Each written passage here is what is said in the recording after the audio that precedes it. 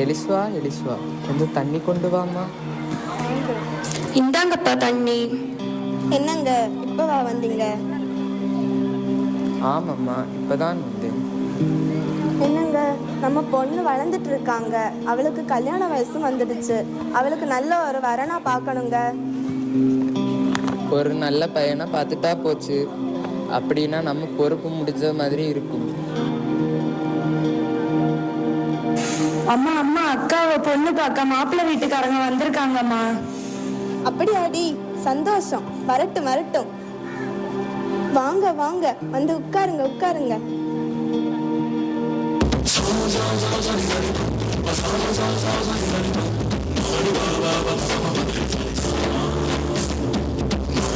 டேய், பொண்ணு சூப்பரா இருக்காடா.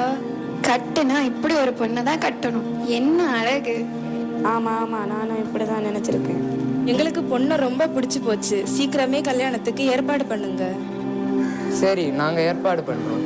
பெற்றோரின் விருப்பப்படி எலிஸ்வா 1847 ஆண்டு வதரு வகையிலை மணக்கிறார். தந்தை மகன் தூயாவியரின் பெயராலே ஆமென். கடவுள் இணைத்ததை மனிதன் பிரிக்காதிருக்கட்டும். உங்கள் இல்லற வாழ்வு இன்றிலிருந்து தொடங்கட்டும். அதற்கு அடையாளமாக இந்த மாலையை அணிந்து கொள்ளுங்கள்.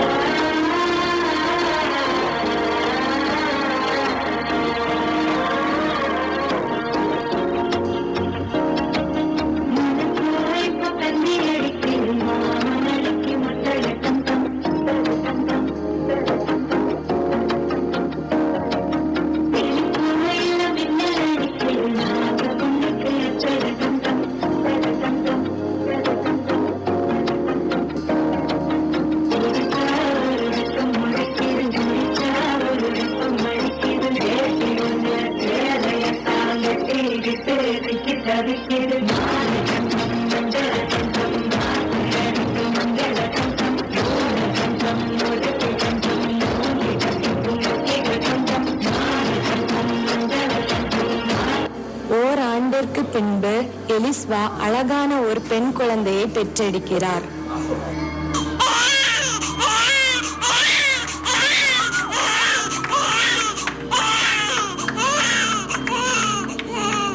இல்லற வாழ்க்கை தொடங்கிய 2½ வருடத்தில் எலிஸ்வாவின் கணவர் வயல்வெளியில் வேலை செய்து கொண்டிருக்கும் போது கடுமையான நெஞ்சுவலி காரணமாக உயிரை விடுகிறார்.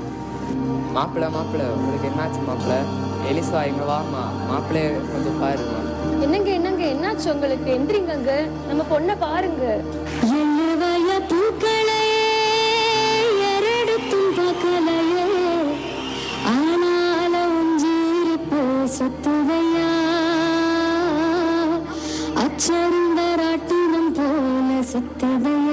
நடந்தது நடந்து போச்சு. இனி நம்ம பொண்ணு அந்த ஒரு கை குழந்தைய வச்சு காலம் பூரா கஷ்டப்படவா முடியும்? அதனால அவளுக்கு வேற ஒரு திருமணம் பண்ணி வைக்கலாமாங்க? அம்மா எலிஸ்வா, இங்க வாமா. என்னம்மா? பொண்ணு இந்த கோலத்துல எங்களால பார்க்கவே முடியலம்மா. நாங்க உனக்கு வேற ஒரு திருமணம் பண்ணலான்னு முடிவு பண்ணிருக்கோம். வேண்டாம், இன்னொரு திருமண வாழ்க்கைக்குள்ள என்னால நுழைய முடியாது. நான் இப்படியே இருந்துடுறேன். சரிம்மா, உன்னோட விருப்பப்படியே பண்ணிக்கோ.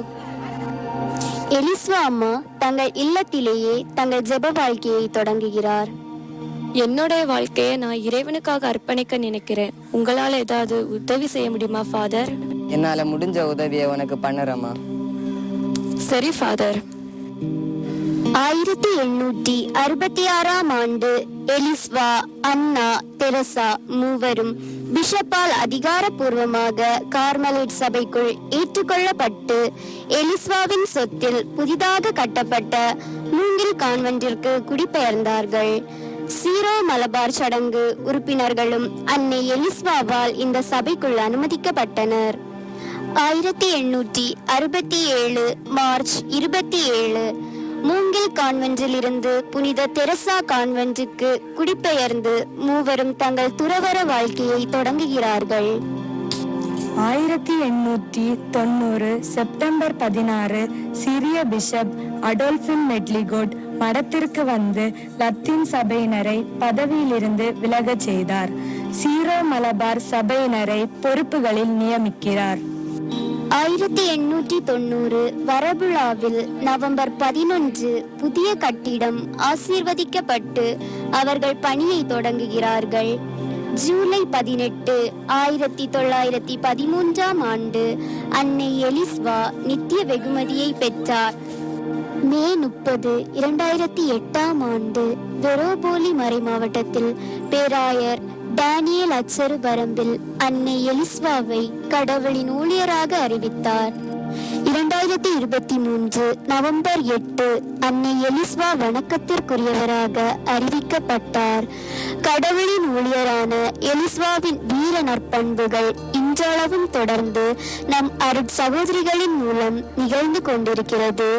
இத்தகைய சிறப்பு மிகு அன்னையின் வழி நடந்து நாமும் நம் வாழ்க்கை பயணத்தை நிறைவுடனும் கடவுளின் ஆசீர்வாதத்துடனும் தொடருவோம்.